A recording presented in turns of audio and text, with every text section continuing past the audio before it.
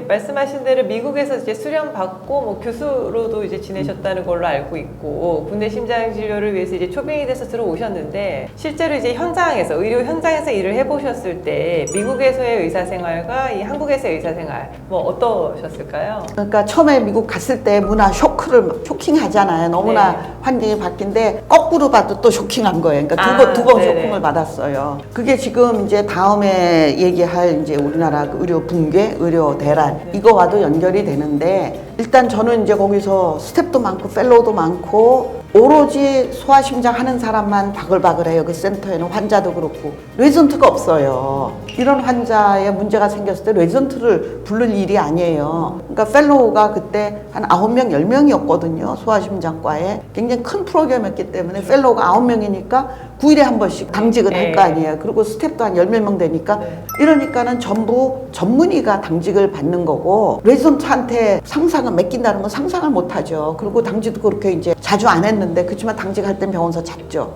펠로우는 교수들은 이제 집에서 있었지만 그런데 우리나라 오니까 나 혼자예요 교수가. 지금도 3, 4명 뿐이 안 돼요.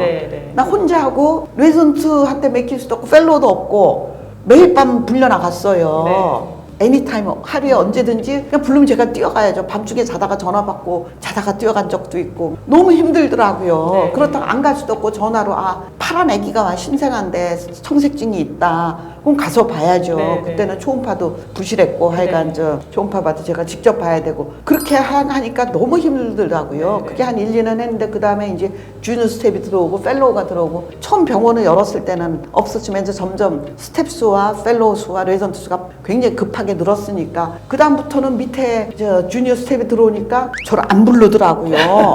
아니 안 부르면 말이 안 되지. 둘이면 교대로라도 해야 되는데 안 불러요. 다 주니어가 해요. 그 다음에 레지던트가 오고 펠로우가 오고 레지던트가 다 아래로 내려가는 거야.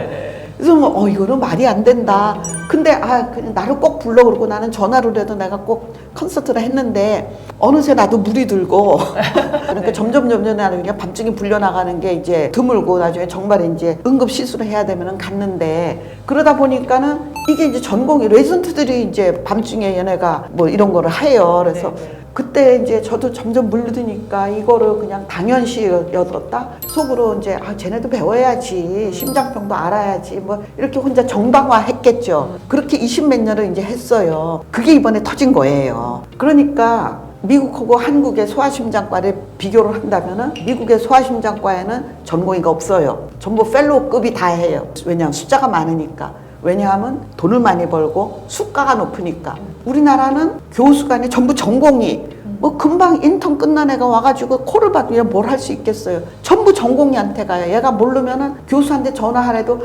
교수님 어떻게 밤중에 전화를 해요. 그리고 전화를 안 해요. 뭐 이런 식으로. 그래서 저는 막 야단쳐요. 막 밤중에서 전화하라고 그러고. 이쪽은 전공의들이 좌지우지해요. 수가가 너무 싸고 교수들은 뭐 밤중에 별로 올 일이 없고 이게 큰 차이예요. 그래서 이런 게 이제 쌓여서 폭발하면 얘네들이 사실 심도자 검사니 오픈할 서주리 하는 거 배워서 나가서 어디다 써먹어요. 그렇죠. 그런 게 쌓여서 우리는 이용만 당했다. 뭐 논문 쓰는 연구원 노릇이나 했나? 논문 리뷰도 사실 그거 공부잖아요. 그렇죠. 이렇게 이제 정당화했는데 사실 모든 트레이닝 프로그램이 같은 게 아니라 이런 게 전국적으로 쌓여서 폭발하고 이러다가 이번에 터진 게 이 의료 대란이라고 생각을 해요. 결국은 전공의들이 제일 먼저 걸어나간 게 이거의 시작이잖아요. 전공의 걸어나가고 사직했고 그다음에 학생들 나갔고 그다음에 교수들도 이제 아주 아슬아슬하게 버티던 사람들 다 나가고 이게 지금 대란인 거예요. 그러니까 그 근본 원인에는 전공의 프로그램을 확실하게 바꿔야 돼요. 저희가 이제 교수님들 소아심장 전문이시고 저도 이제 심장내과 의사로 일을 하고 있지만 저희가 이제 바이탈과라고 부르지 않습니까? 4개 메이저과, 내과, 외과, 바이탈 똥에 취한 사람들, 내외산소, 내과외과, 산부인과, 소아과 이런 이제 4개의 과들이 점점 굉장히 이제 여러 가지 상황들 그리고 이제 사회적인 분위기 때문에도 이제 각자의 그 아이덴티티를 지키면서 어떤 이제 진료를 보기가 너무 어려워지고 있는 것이 사실 현실이기는 합니다. 단순히 수가의 문제만은 아니고요. 근데 그러다 보니까 이제 사실 기피하는 과가 점점 되어가고 있는 것도 현실적으로 어쩔 수 없는 현상인 것 같은데 이런 이제 시대적인 상황에 대해서는 이제 어떻게 보고 계실까요? 수가가 별게 아니라 사실은 모든 시작은 수가에서 시작한다고 생각을 해요. 네. 수가가 뭐 100배 차이, 50배, 몇십 배 차이가 나잖아요. 네. 그러니까 왜냐하면 이 전공의들이 값싼 인력으로 수련병원에 인력을 충원하고 있는 거예요. 왜냐하면 거기는 교수급을 다 채용하면은 돈이 많이 들잖아요. 이게 동아일보 얼마 전에 기사인데 심장 수술을 하는 트레이닝 하스피탈이 89개인데 그 중에 68곳 대부분이 레전트 지원자가 한 명도 없대요. 그래서 나는 이 제목이 기자가 이거를 명맥 끊길 판, 나는 명맥이 끊겨야 된다. 이게 결국은 한마디로 모든 게 선택과 집중을 해야 돼요, 지금. 그러니까 저 필수 의료가 망가진 것도, 또 지역 의료가 망가진 것도, 응급실 뺑뺑이 일을 하는 것도, 분만할 병원이 없는 것도 전부 선택과 집중이 안 됐기 때문에 이렇다고 저는 생각을 하거든요. 네. 선택과 집중이라는 거는 누군가는 뭐를 포기해야 된다는 얘기잖아요. 뭐를 하나 A라는 거 포기하고 그러면 니네는 신경외과를 포기해. 그때 흉부외과를 해. 너는 아이를 그러니까 산부인과를 굉장히 잘하고 확실히 투자를 해줄게. 이 병원은 그러니까 이제 병원들도 특성화해가지고 특성화. 전문 병원으로 이제 해야 된다는 말씀이시죠? 그렇죠. 네. 대학병원뿐만 아니라 일반 개원의도 요새 이렇게 다 모여서 하면 더 잘 되고 오히려 이렇게 신뢰가 더 가더라고요. 네. 사실 저는 성형외과도 이제 강남에 굉장히 많잖아요. 네, 맞아요. 근데 가끔 이제 사고가 생겼을 때 그거 보면은 마취과 의사가 없거나 마취과 의사가 왔다 갔다 하거나 그것도 큰 병원에 다 모여서 있고 마취과 의사가 병원 안에 항상 있으면 되잖아요. 근데 이제 다 뿔뿔이 흩어져서 사실 시작은 의대 40개가 문제예요. 시작은 거기서부터예요. 꼬리를 무는 이 문제점. 아니 그러니까는 네. 의대를 많이 만든 거가 김영삼 대통령 때 네. 의대를 많이 만들니까 의대마다 대학병원을 많이 만들어야 돼. 너도 나도 대학병원 뭐 100개, 2개, 3개 뭐 어느 대학은 4개까지 있고 병원이 많잖아요. 네. 그거 다 흩어지는 거죠. 어느 하나도 제대로 된 게 없어요. 그러니까 다 쪼개먹는 거죠. 응급실 뺑뺑이도 결국은 그거거든요. 응급실 여기 가면은 신경외과 없어. 저기 가면 흉부외과 없어. 여기 가면 산부인과 없어. 환자는 애 막 죽어가는데 다 돌아가면은 뭐 이거 찾다가 보면은 그게 결국 응급실 뺑뺑이잖아요. 네. 우리나라 응급실 수는 굉장히 많아요. 많죠. 그러니까 이걸 선택과 집중을 해야 돼요. 네. 지역 의료도 마찬가지고 지역도 다 흩어져 있잖아요. 환자도 몇 명 없는데 다 흩어져 있으니까 그걸 한 무대로 몰아서 모든 돈과 예산과 지원과 사람과 장비와 의사를 다 모으면은 그거 탄탄해질 거 아니에요. 네. 우리 며느리가 애를 낳는데 집 앞에 애 낳을 병원이 없대. 어떻게 집 앞에서 모든 거 해결하려고 그래요. 이송 시스템을 해야죠. 네. 헬리콥터, 앰뷸런스, 저 그 시골 그런 데도 산모가 있을 수 있잖아요. 네네. 그 산모 어떻게 해? 네. 그 앞에 산부인과 차릴 수 없잖아요. 이송 시스템을 지역의 택시나 뭔가 이렇게 경찰차나 협력 시스템을 만들어서 네. 산모가 응급차면은 빨리 가서 데리고 헬리콥터니 뭐니 그 산모 센터에 가야죠. 사실 분만센터도 분만이라는 게 선생님도 의사이시지만 분만 얼마나 무서운 거예요. 엄청나게 위험하죠. 정말 무서워요, 저는. 네. 저희 딸들도 뭐 주변에 누가 애 낳는다 그러면 무사히 낳아야 네. 되는데 사실 애 낳는 게 엄청 무섭고 사고도 많거든요. 저는 산부인과 의사가 아니지만 제가 산부인과 의사라도 혼자서 병원 안 차려요. 네. 무서워요. 나가다 무슨 일 생기면 어떡하려고. 그러니까 최소한 산부인과 의사가 서너 명, 마취과, 블러드뱅크 뭐 다 있는 데서 놔야죠. 그러려면은 선택과 집중을 해서 조그만 센터를 없애야죠. 약간 병원이 대형화되기는 하겠네요.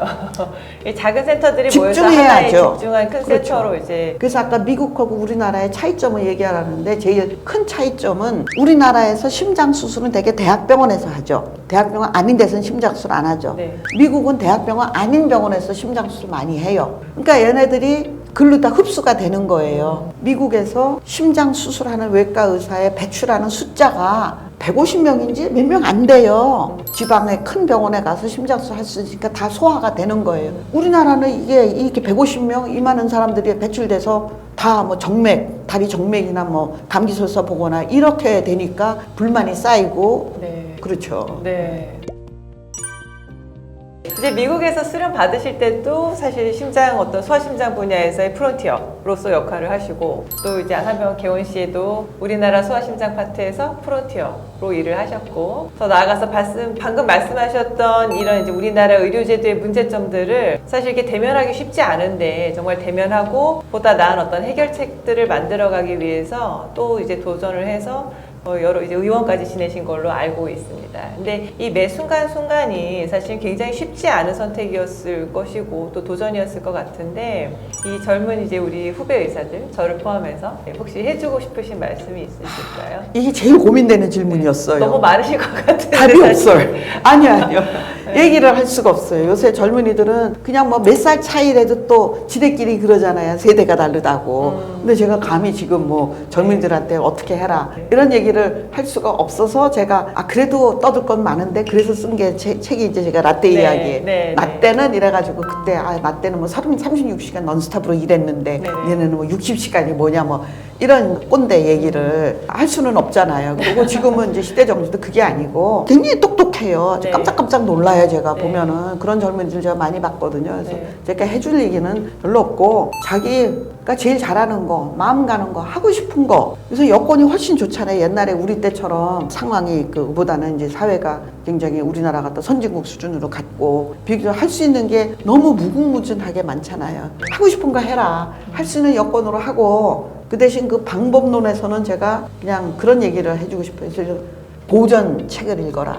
뭐 인생 지침서 이런 거는 별로 소용이 없고 뭐 여러 가지 이야기를 했는데 좀 정답은 있으나 사실 이루기 쉽지 않은 주제들인 것 같고요. 이게 소아심장이라는 주제가 되게 쉽지 않고 만나기도 쉽지 않지만 거기에 더 나아가서 이제 교수님 같은 대가를 모시기는 정말 어려운 일인데 흔쾌히 나와주셔서 여러 가지 경험도 알려주시고 유익한 말씀 해주셔서 너무 감사합니다. 제가 책을 하나 가져왔는데 네. 이 책은 광고가 아니에요. 네, 네. 왜냐면 제가 이 책이 더 팔린다고 저한테 단 1원도 더 들어오는 거 없거든요. 이거는 이미 정산이 끝난 네, 책인데 사실 의대 다닐 때 제일 어려운 게 선천적 심장병이었어요. 너무 어려워요. 뭐가 네. 어디로 가고 도무지 하나도 이해를 못 하는데 제가 이제 이거를 전공을 한 다음에 어떻게 하면 쉽게 이해를 시킬까. 그래서 심장 네. 모식도에다가 색칠을 했거든요. 색깔을 넣으면 너무 이해하기 쉽잖아요. 네, 네. 성인 심장 하시는 분은 이 네, 그림만 네. 이해를 하시면 네, 돼요. 그래서 네. 이거는 사실은 일반인들, 네. 부모들 굉장히 궁금해 하거든요. 일반인들, 뭐, 테크니션이나, 네, 네. 그래서 한 장 네, 네. 드릴게요. 감사합니다. 네. 선천성 심장병이 이게 정말 어렵고 사실 쉽게 나온 책이 잘 없어가지고.